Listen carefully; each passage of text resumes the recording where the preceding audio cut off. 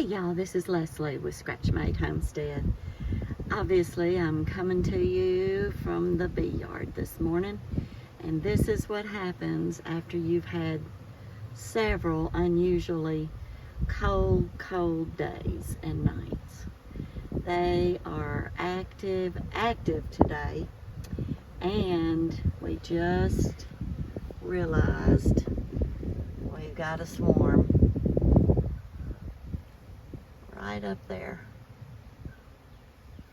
So Danny's thinking about it. I'm not sure which one they swarmed from. Those two are probably our newest ones.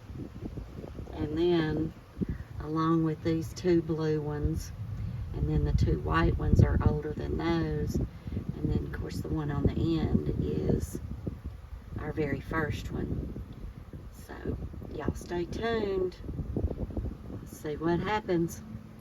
Peace, y'all. This is Les with Scratch Made Homestead.